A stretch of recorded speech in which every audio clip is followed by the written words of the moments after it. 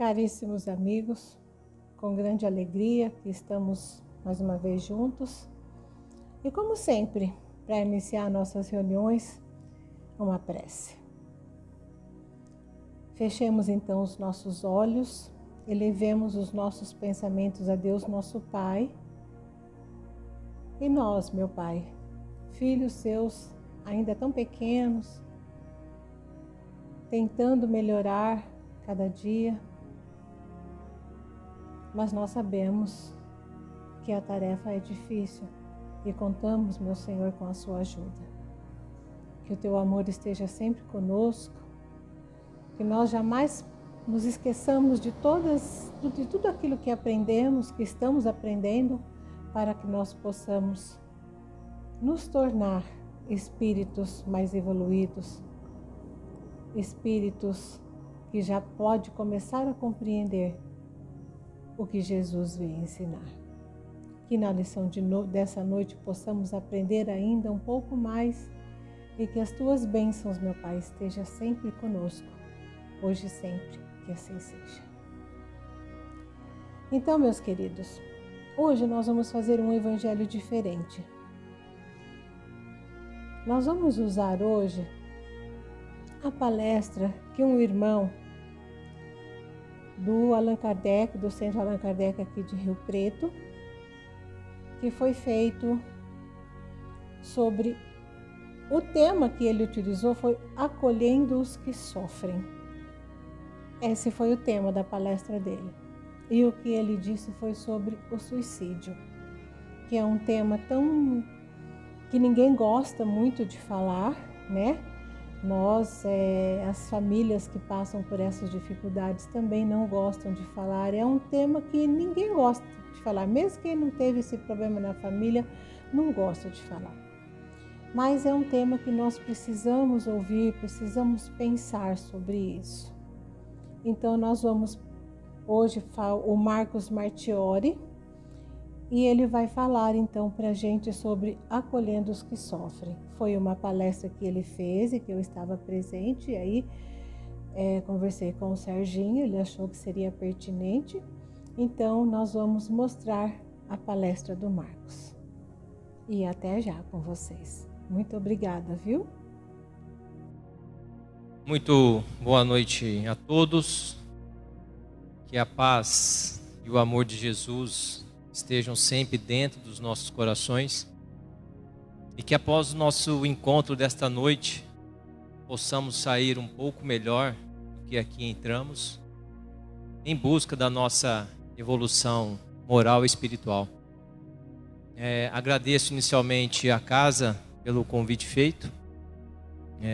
Como disse nosso amigo, eu tenho um trabalho aqui na evangelização já faz uns 6, 7 anos. E é interessante dizer que quando, só abrindo um parênteses aqui, até antes de começar o tema, de quando eu menciono que eu trabalho na evangelização com as crianças, e aí muitos amigos chegam e falam: nossa, que legal, né? Você vai lá, ensina evangelização para as crianças, você ensina algo para as crianças.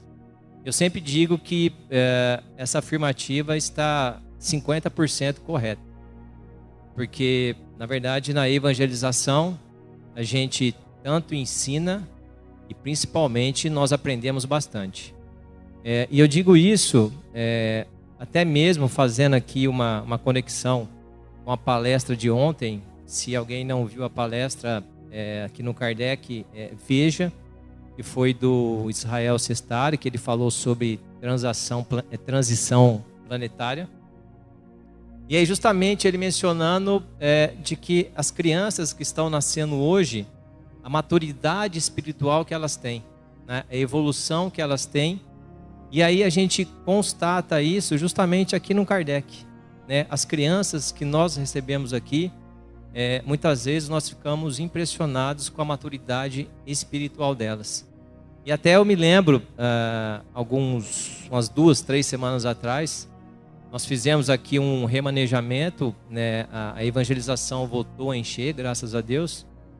E aí eu fiquei com a turma de 6, 7 anos, 6 a 8 anos, e o tema da aula era o capítulo 2 do Evangelho, Meu reino não é deste mundo. E aí a primeira pergunta que eu fiz para as crianças foi, bom, o que Jesus quis dizer quando ele mencionou o meu reino não é deste mundo?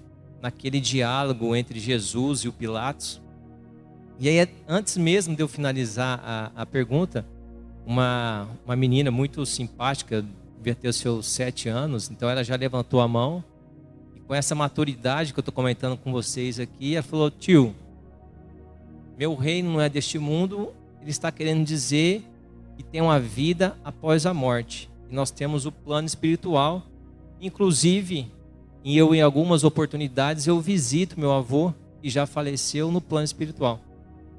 Então daí a gente fica impressionado justamente com essa evolução dessas crianças, o que vem a calhar com a palestra do Israel Sestar, um dia de ontem, sobre transição planetária.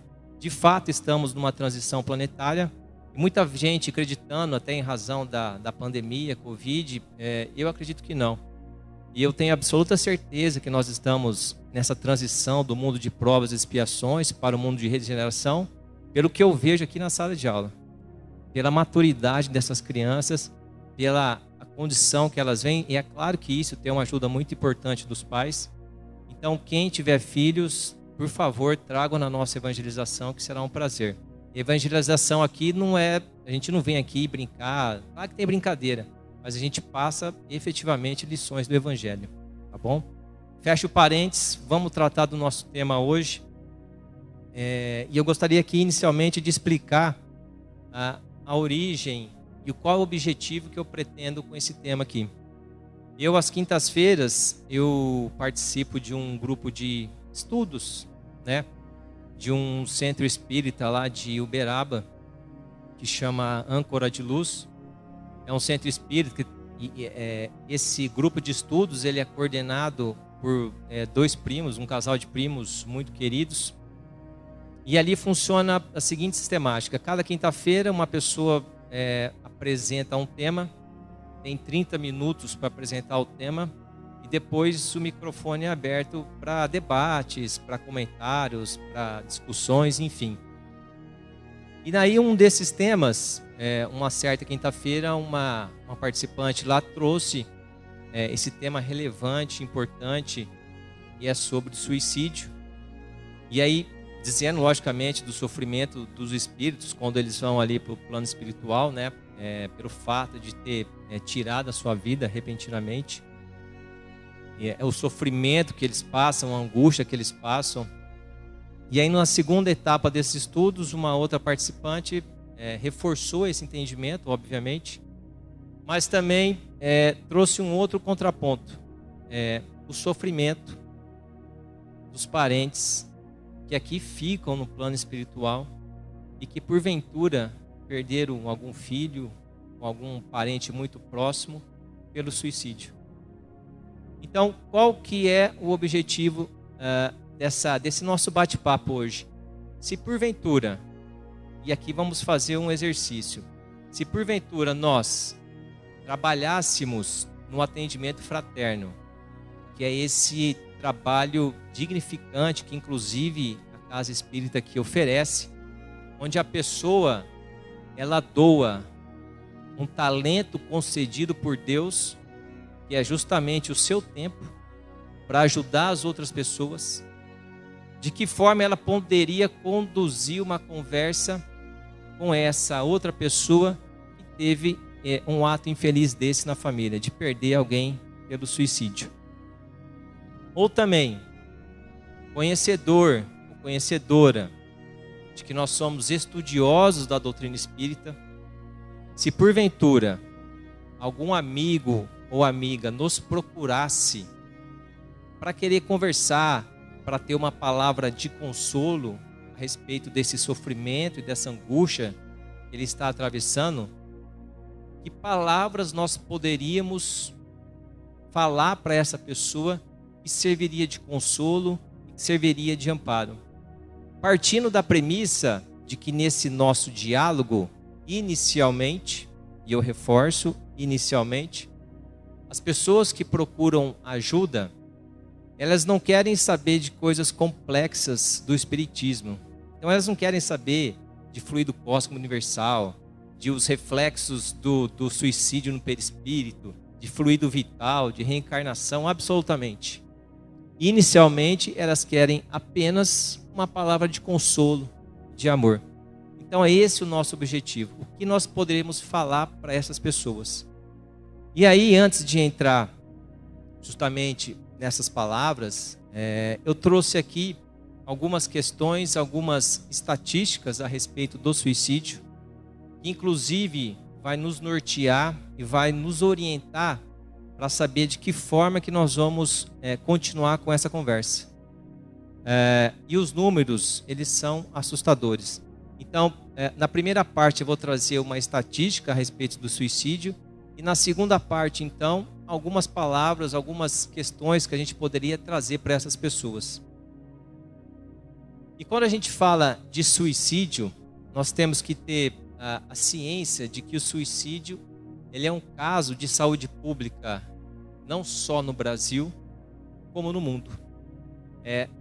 Depois, quando vocês tiverem ciências dos números a respeito do suicídio, vocês verão que ele realmente é uma situação de saúde pública. E nós precisamos ter atenção, saber, compreender e muitas vezes, se for o caso, até ajudar essas pessoas. E ao mesmo tempo que é um caso de saúde pública, ele também é um tabu. Muitas pessoas têm um receio ou têm medo de falar a respeito do suicídio, mas é fundamental que a gente perca esse receio, que a gente perca esse medo, porque a sociedade precisa ter ciência do que está acontecendo em relação ao suicídio. E aí eu começo aqui para dizer para vocês inicialmente que todas essas estatísticas que eu trouxe aqui, eu tirei desse livro, Viver é a Melhor Opção, a Prevenção do Suicídio no Brasil e no Mundo, do André Trigueiro, que é aquele repórter de uma emissora de televisão aí, e que há 20 anos ele estuda a respeito do suicídio e fez esse estudo dele, essas estatísticas compiladas nesse livro, que é muito interessante, tá? E aí vem o número de óbitos hoje no Brasil e no mundo com relação ao suicídio. Hoje nós temos 800 mil óbitos por suicídio por ano. Ou seja, se a gente fizer a conta, por dia morrem 2.200 pessoas por esse ato infeliz. Ou seja, a cada 40 segundos, uma pessoa comete o suicídio. E aí esse número ele se torna ainda maior se a gente levar em consideração as subnotificações.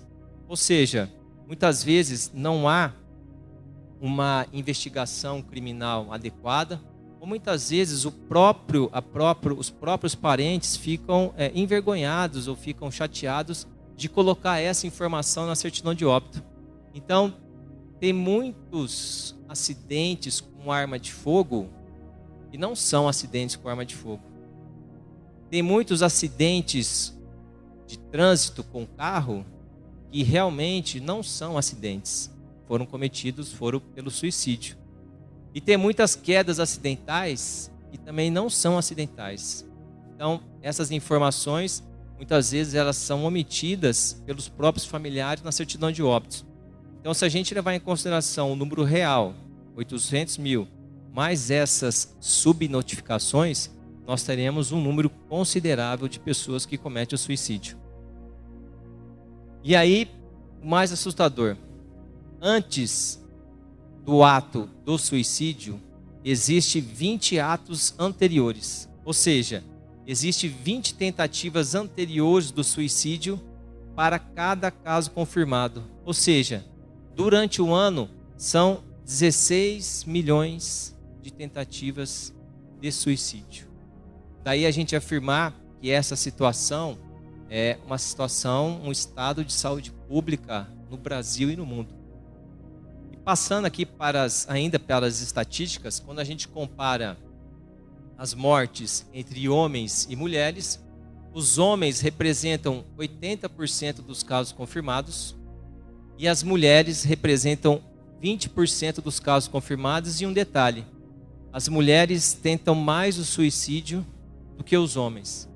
E aí fica essa pergunta: como que pode então haver mais casos de morte pelo suicídio pelos homens do que pelas mulheres, se as mulheres que tentam mais?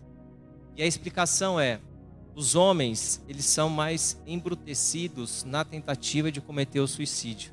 Eles são mais assertivos. Eles se valem de métodos mais brutais para cometer o suicídio. Enquanto as mulheres, ao tentar o suicídio, elas se valem de métodos mais brandos. Isso porque elas ficam pensando, inclusive, na parte estética delas. Se aquele ato vai estragar muito o corpo delas, ou se não vai estragar. Então, por isso que essa diferença entre homens e as mulheres. Em relação à faixa etária, qual faixa etária que nós temos que tomar mais cuidado? E aqui tem essa estatística pelos números relativos, ou seja, a cada 100 mil casos, a estatística demonstra que há um elevado número desse ato para as pessoas acima de 70 anos. E isso se deve a vários fatores, né? As pessoas acima dessa idade já passaram por muitas perdas, muitas decepções, perderam amigos, perderam familiares. Essas pessoas, esses idosos, elas talvez não tenham se preparado para a fase adulta, a fase de idoso. E aí ela não se contenta, ela fica excessivamente infeliz com essa situação e comete suicídio. Então eu destaquei aqui que a ociosidade é um grande problema. E quando eu destaquei a questão da ociosidade, talvez a falta de uma atividade, de uma rotina, eu lembrei de uma passagem do livro Paulo e Estevão, um livro fantástico, até acho que muitos aqui já leram, e tem um diálogo ali muito emocionante entre Paulo e Abigail. Paulo, já convertido para o ensinamento de Cristo, ou seja, ele já passou da fase de perseguidor para ser perseguido. Ele, num determinado momento do livro, ele tem um encontro com o pai dele. O pai dele o expulsa de casa, porque ele se converteu nos ensinamentos de Cristo. Ele, muito chateado, ele vai dormir então aos redores da cidade, em uma caverna. E aí, amanhecendo, o espírito de Abigail aparece para ele.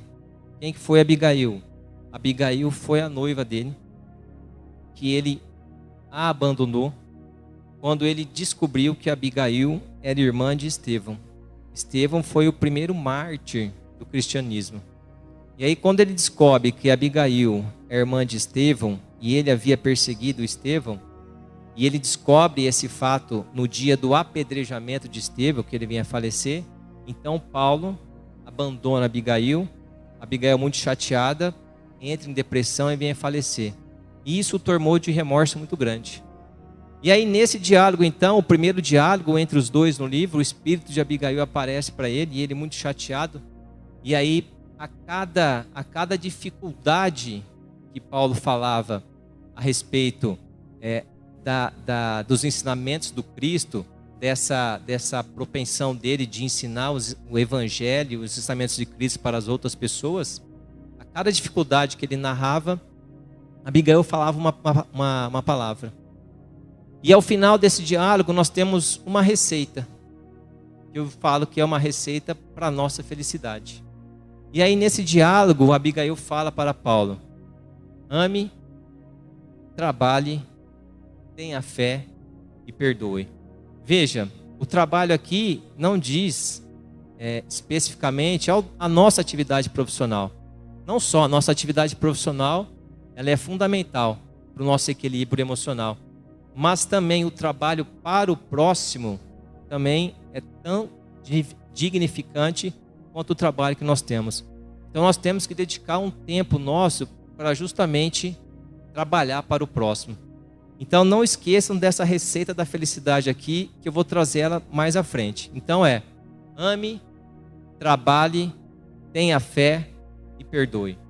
Uma outra faixa etária que nós temos que tomar cuidado também e olhar com carinho, é os jovens e adolescentes entre 15 e 25 anos. Então, nas últimas décadas, constatou-se um aumento exponencial de suicídio de jovens. E aí, quais são os fatores, segundo a pesquisa? Os jovens, eles se cobram muito, até por reflexo nosso, né, dos pais. Tem que ser melhor no Enem, tem que ser melhor no vestibular, tem que ser melhor em tudo que faz. E aí, talvez, é uma pressão muito grande. Inclusive, em muitos casos, nós até escolhemos a profissão para os nossos filhos, né? Então, é o momento da gente sentar e conversar com eles. Um acesso muito fácil a drogas lícitas e ilícitas. Ou seja, bebida, cigarro, enfim, todas essas questões contribuem muito para a vulnerabilidade emocional desses jovens. Precisamos tomar cuidado. A questão da orientação sexual também. Muitos pais não aceitam a orientação sexual dos filhos e aí entra em conflito e para esse jovem torna-se um problema insuperável. Daí a necessidade, então, e a vontade deles cometerem suicídio. Mas eu quero destacar aqui um fator muito importante, inclusive trazido no livro, em relação ao pouco contato de hoje em dia entre pais e filhos. Nós pais, eu tenho 2 filhas adolescentes, uma de 16 e uma de 13. Então, e é uma correria muito grande a nossa, né? Trabalho, outras atividades. Será que nós estamos tendo tempo de sentar por alguns momentos com os nossos filhos, conversar com eles? Eu sempre digo que se a gente pelo menos fizer uma refeição juntos todos os dias, né? Desconectado de celular, desconectado de redes sociais, e sentem todos ali na mesa e passe ali 20, 30 minutos conversando, vocês vão extrair muitas coisas dos filhos de vocês. Eu me recordo que o ano passado, no final do ano, eu já me trocando para ir trabalhar para o escritório, logo após o almoço, eu tenho minha filha maior de 16 anos, a gente almoça geralmente 12:30, como ela está no colegial, então ela chega sempre mais tarde para almoçar. E aí eu estou me trocando e do corredor do meu quarto até a cozinha eu a vejo, e eu olho para ela assim e eu vejo que ela está aos prantos, chorando. Eu falei, nossa, o que aconteceu, né? Pensei. Falei, namorado não é porque não namora, não pense em namorar. Paquerinha não é porque não tem paquerinha, não pense em paquerinha. Eu falei, o que será que é? Pergunto, não pergunto. Cheguei e o problema dela era uma semana de provas que ela tinha na escola. O ano passado ela estava no primeiro colegial. No domingo ia ter a prova do Enem. E ela estava se cobrando e muito para dar conta de estudar, para dar conta de ir bem nas provas, para fazer um bom Enem. Então tudo isso é um turbilhão de coisa na cabeça desses jovens. Daí a atenção que nós precisamos ter em relação a essa faixa etária. Ter mais cuidado, dar mais atenção. O que importa não é a quantidade do tempo, sim a qualidade que nós passamos com os nossos filhos. E aí uma outra estatística. Em 80% dos casos, há a probabilidade da pessoa tentar o suicídio pela segunda vez. Então, quem já tentou o suicídio e felizmente escapou, ela tem 80% de chance de cometer esse ato pela segunda vez. E aí, a Organização Mundial da Saúde, justamente eles recomendam, ainda que essa pessoa tenha passado por esse momento difícil, esteja bem psicologicamente, ela precisa necessariamente procurar um profissional, um psiquiatra, um psicólogo, e justamente mapear quais foram as razões que a levaram a cometer esse suicídio. Então fiquem atentos que 80% dos casos a pessoa vai tentar o suicídio pela segunda vez. E aqui um outro ponto assim, de muita relevância. Cautela na hora de expor um ato de suicídio. E por que eu digo isso? Porque a depender da forma de como nós passamos, ou de como nós demonstramos que uma pessoa cometeu um suicídio, aquela outra pessoa que já tenha essa intenção, que já esteja passando por uma vulnerabilidade emocional, ela vai praticar o que a medicina fala de suicídio por imitação. Então a coisa, ela vê uma pessoa cometendo suicídio, ela está numa vulnerabilidade emocional muito grande e ela projeta naquela pessoa a coragem, dizendo: se ela cometeu o suicídio, por que eu não posso cometer o suicídio? Se ela teve a coragem, por que eu não posso ter a coragem de cometer o suicídio? Então nós precisamos ter muita cautela ao falar do suicídio. E aí parece ser um conflito, né? Lá no início eu mencionei que é um tabu falar do suicídio, né? Que muitas pessoas têm um receio, mas aqui eu afirmo a vocês, nós precisamos falar e conversar a respeito, mas com cautela. Essa figura do suicídio por imitação é um fenômeno estudado desde 1774. Ele é chamado de efeito Werther. Esse fenômeno ele apareceu pela primeira vez quando lá nessa época, 1774, o escritor alemão Johann Goethe, ele lançou esse livro, Os Sofrimentos do Jovem Werther. E era um romance, uma ficção, uma história boba assim, de uma pessoa que gosta de uma determinada mulher, de um homem que gosta de uma determinada mulher, e essa mulher vem a ficar com outra pessoa. E aí ele então, não se conformando, ele vem e comete suicídio. E aí nessa época, lá na Europa, constatou-se um aumento muito grande de suicídios após esse livro, e as pessoas se valendo do mesmo método e da mesma roupa dessas pessoas. Um outro fenômeno parecido com esse aconteceu com a atriz Marilyn Monroe, lá em 1962.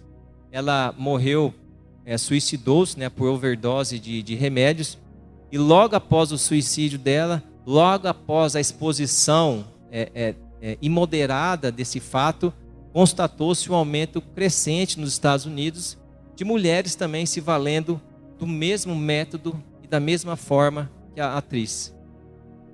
E até me recordo aqui, logo quando começou a pandemia, no início da pandemia, que enfim, decretou-se aí o lockdown, e em alguns grupos de WhatsApp, aqui em Rio Preto, circulou pessoas que haviam cometido suicídio nos pontilhões aqui da cidade.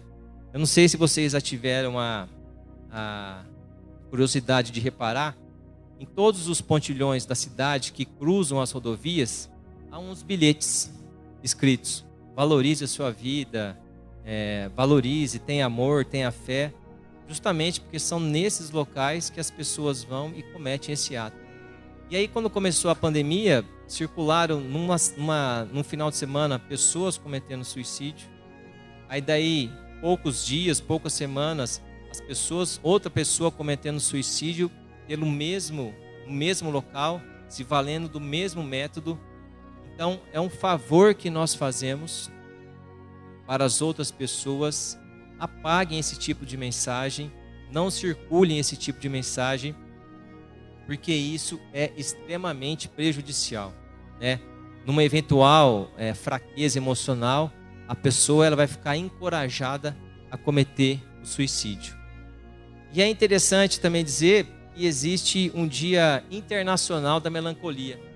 E são dias que nós precisamos ficar mais atentos à nossa resiliência, à nossa vontade de superar, de enfrentar as dificuldades, que é os domingos à noite e as segundas-feiras de manhã.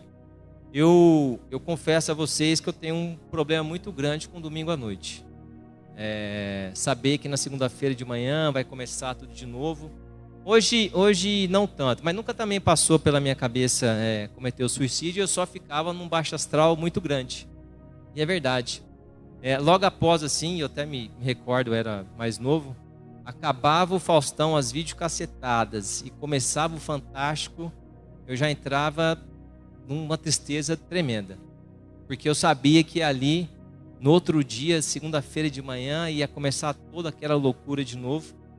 Então a gente precisa tomar muito cuidado com esses dias, né? Domingo à noite e segunda-feira de manhã. Então esses foram os principais detalhes sobre o suicídio que eu quis trazer para vocês, né? Antes da gente entrar propriamente no tema, acolhendo os que sofrem e saber que o suicídio ele está aí, né? De alguma forma ou de outra, nós temos que saber administrar, saber de que forma nós podemos conversar com alguma pessoa a respeito do tema. E aí pode até parecer estranho, né? Eu até coloquei ali, perda de entes queridos. E a gente que estuda a doutrina espírita, falar em perda é estranho. Mas na verdade é um sentimento de perda, né? Esse desligamento traumático com essa pessoa querida nos leva justamente à saudade, a esse sentimento de perda, porque nós não vamos ter mais o contato físico com essa pessoa. Nós vamos perder o tato, nós vamos perder a visão, porque nós não vamos mais estar vendo essa pessoa com aquelas ocasiões que nós estávamos acostumados. Nós perdemos a nossa audição, porque nós não vamos mais ouvir a pessoa que nós amamos. Então, de fato, é um sentimento de perda muito grande, e aí a saudade também ela bate forte, né? E ela bate forte dos dois lados, tanto do mundo espiritual para cá, quanto daqui para lá, né? Então a saudade ela tem dos dois lados. E aí eu me recordo de uma passagem do livro Memórias do Suicida, de Ivone Pereira, psicografia de Ivone Pereira, pelo espírito de Camilo Castelo Branco. E logo quando eles são resgatados ali do Vale dos Suicidas, né, naquele ambiente horrível, e eles são resgatados por um hospital da Maria de Nazaré, a mãe de Jesus. Esse hospital espiritual ele fica localizado acima de Portugal, país de Portugal. E logo que eles são resgatados para esse hospital, para começar o tratamento, sair daquele Vale dos Suicidas, aquela zona muito ruim, ali no hospital, as pessoas já, né, os espíritos benfeitores, eles já oferecem um pouco de água, um caldo quente para essas pessoas. E é lógico isso, porque eles estão ainda muito apegados à matéria, né? Então eles têm sede, eles têm fome. E ali então, nessa mesa que eles estão comendo, que eles estão tomando água, matando a sede, eles começam a ter dois sentimentos muito grandes. Desapontamento, porque ali eles começam a perceber de que a vida continua, né? Essa ideia de que eu vou cometer o suicídio, eu vou acabar com meus problemas, não existe, pelo contrário, só aumenta. E ali eles começam a ter esse desapontamento e principalmente o arrependimento. E aí a primeira imagem que vem a eles, ali naquele socorro, é a saudade que eles sentem da família, dos encontros que eles têm com a família aos domingos, esses encontros fraternais que nós temos também, nós precisamos valorizar. Então a saudade, ela é muito grande, dos dois lados. Então assim, de que forma então nós podemos conduzir essa nossa conversa com essa pessoa que nos procura com uma situação delicada dessa, pedindo a nossa ajuda? Primeiro conselho: acolhimento não é julgamento.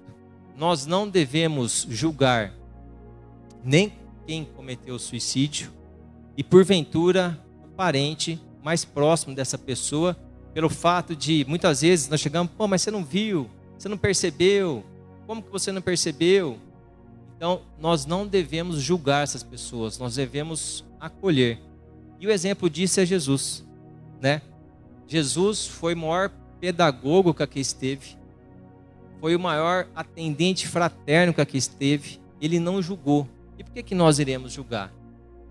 Essas pessoas, elas não precisam de julgamento.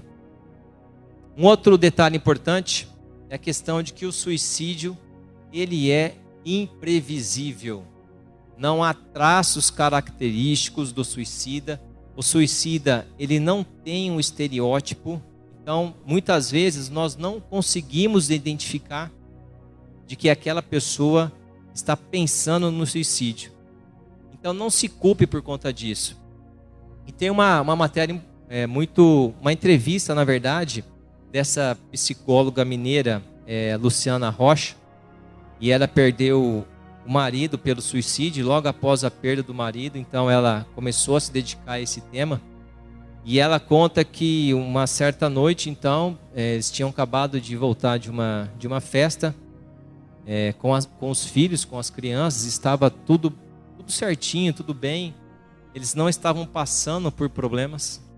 Na verdade, a Luciana Rocha aqui, ela tinha uma empresa, estava passando aí talvez por um momento financeiro difícil, mas tudo contornável, né? Não tinha nada assim que pudesse chamar muita atenção. E nessa noite, então, o marido, chama Marden, ele se despede da esposa dizendo: eu vou dormir com nossos filhos lá no quarto. E ela então fala: tudo bem, vou ficar aqui no nosso quarto. E ele então sai do quarto do casal e, ao invés de ir lá para o quarto dos filhos, ele vai para a sacada. Eles moravam no 10º andar. E aí vocês imaginam o que aconteceu. No meio da noite, era acordada pela irmã, que também morava lá no prédio, falando do que tinha acontecido com o marido dela. E aí ela não acredita, ela diz: não, meu marido foi dormir com nossos filhos aqui. E ela entrou no quarto e realmente ele não estava lá. Então veja, e ela pontua aqui nessa entrevista que o suicídio, de fato, ele pode ser prevenido, mas ele não pode ser previsto. Por isso, não se culpe. E também, se porventura tiverem ouvido sinais, se perdoe, né?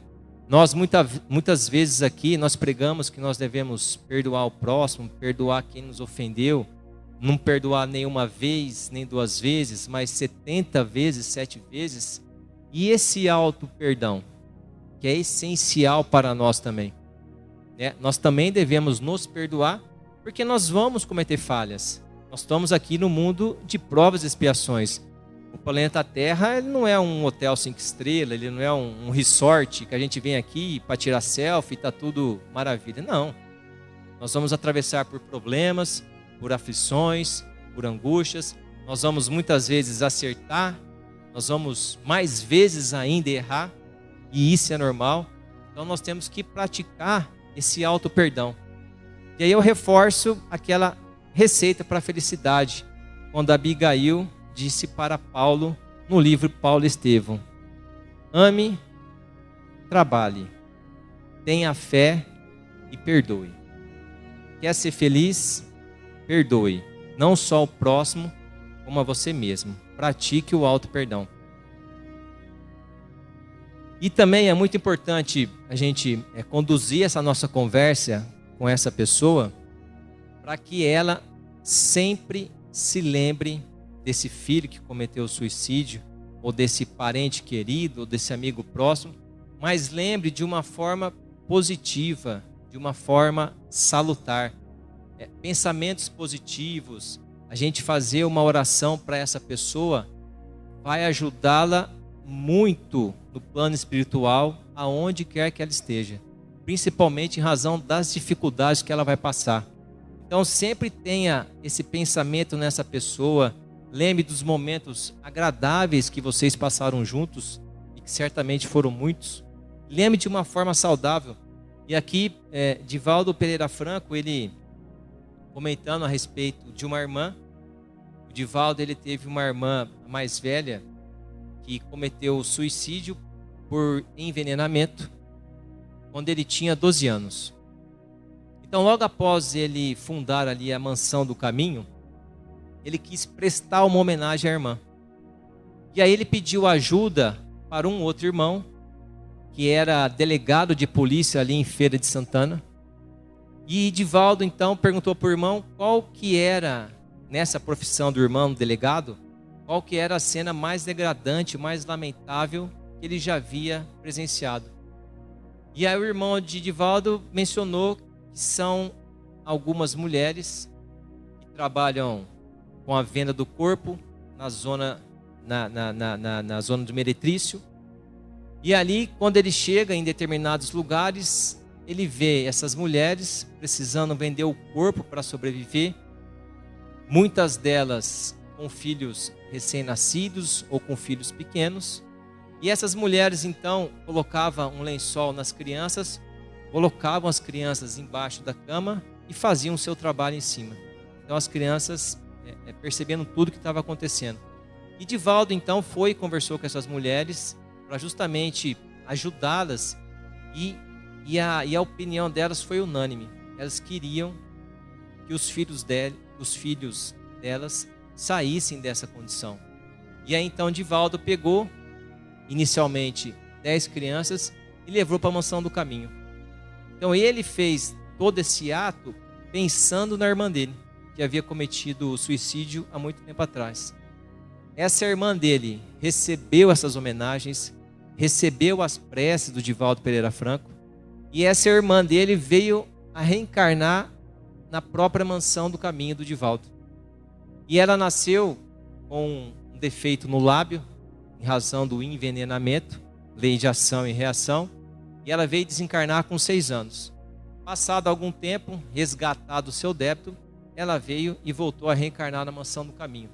Então veja que essas homenagens e esses pensamentos que nós fazemos para essas pessoas, elas são fundamentais, elas são essenciais. A gente não pode perder isso, tá? Uma outra questão que a gente pode trazer para que essas pessoas elas não sejam refratárias do carinho, do amor e da ajuda de outras pessoas, né? Não crie resistências.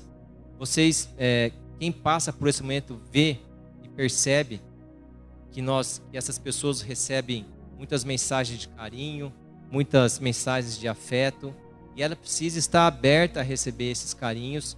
Ela precisa procurar estar na presença de pessoas que a coloquem para cima e tenham alto astral.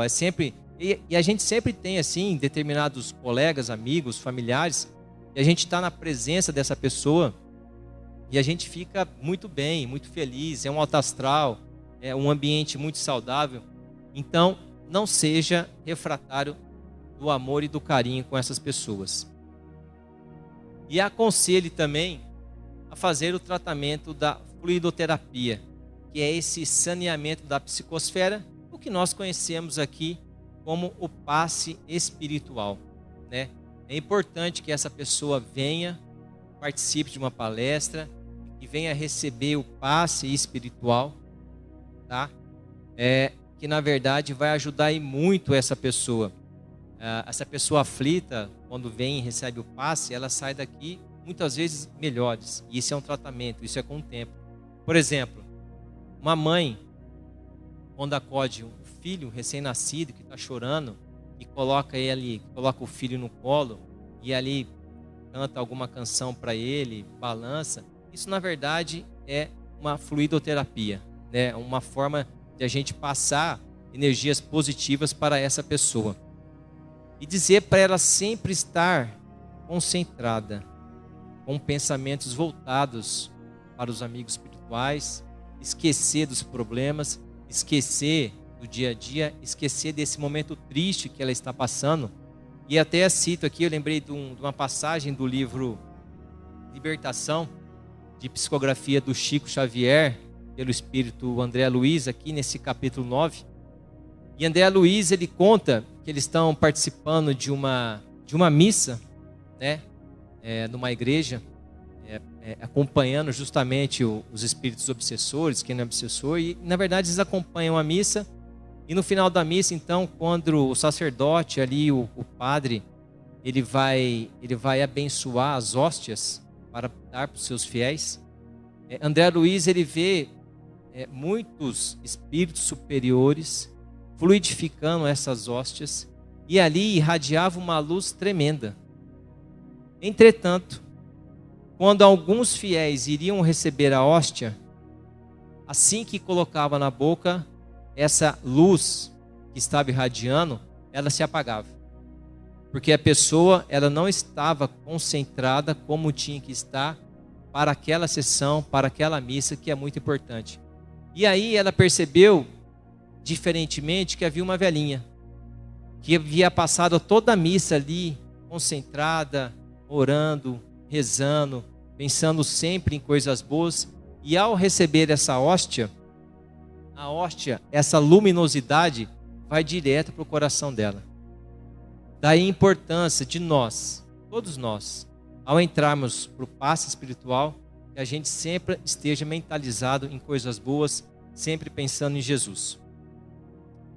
E aí, por último, eu queria trazer para vocês aqui um último conselho que a gente pode passar para a pessoa, né? É preocupar com os parentes que aqui ficaram.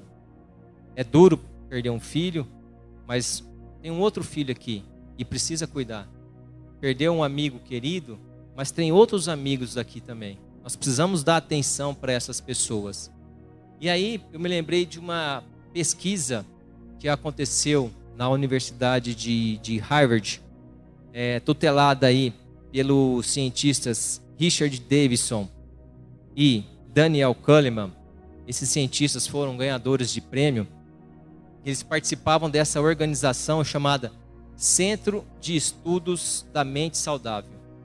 E o objetivo desse estudo era justamente estudar a vida humana, estudar o ser humano e saber o que ele precisa para ser uma pessoa feliz.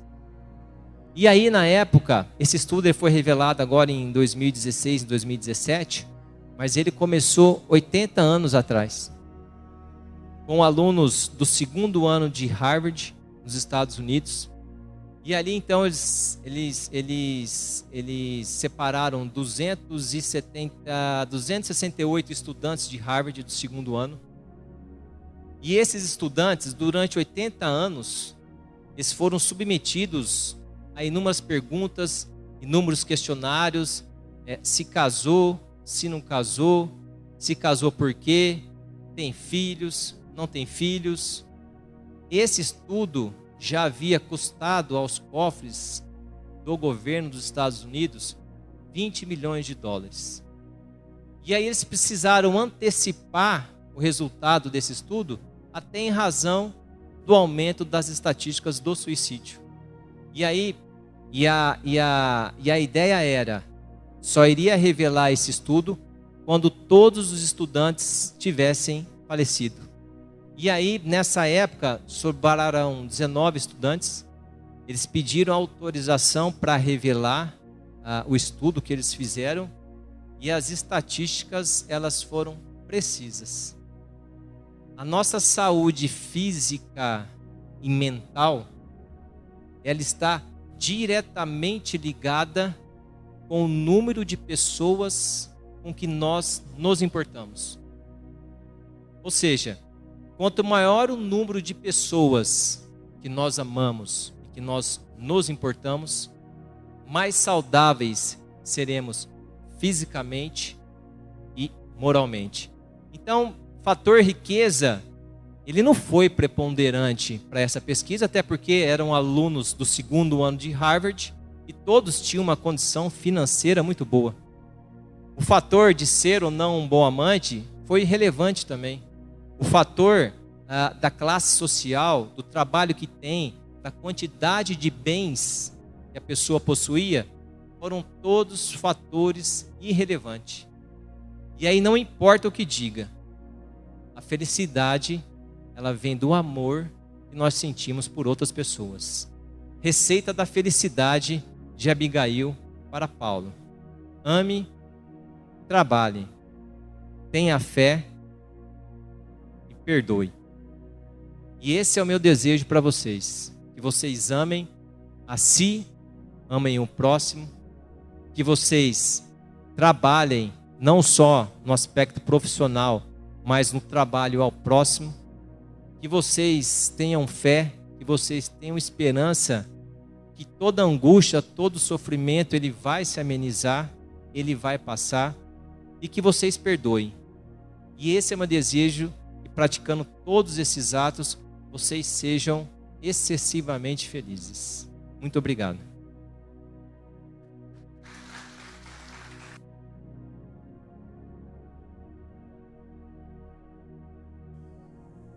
E queridos amigos, depois de tudo que nós ouvimos, tomara que possamos ajudar alguém. E a primeira coisa que temos que fazer é fechar os nossos olhos e rogar a vós, meu Senhor, que estejais junto desses espíritos que ainda não sabem entender o sentido da vida. Que estejai, meu Pai, junto com esses irmãos que ainda não souberam compreender por que aqui nós estamos. Que eles possam, meu Pai, receber cada um do seu guia espiritual, a proteção, a ajuda, para que possam compreender que não vamos nos livrar dos problemas, muito pelo contrário, vamos ter mais um problema. Que o vosso amor, que a vossa bondade, que a tua luz, meu Pai, que é a grandeza que nós podemos ter, envolva esses nossos irmãos que têm esses pensamentos ruins. Ampare aqueles que se foram da mesma forma. Ampare os familiares para que possam encontrar ajuda para esses nossos irmãos que necessitam. Que o vosso amor, meu Senhor, que a tua paz possa iluminar, amparar, proteger e que eles possam, meu Pai, não só eles, mas todos nós, compreender e discernir tudo aquilo que nos é ensinado. Obrigado, meu Pai. Obrigado, Senhor, por tantas bênçãos, por tanta luz e que nós possamos cada dia mais compreender o Evangelho do nosso irmão Jesus. Que assim seja. Que todos recebam o meu abraço, o meu carinho. E muito breve estaremos juntos novamente. Um abraço.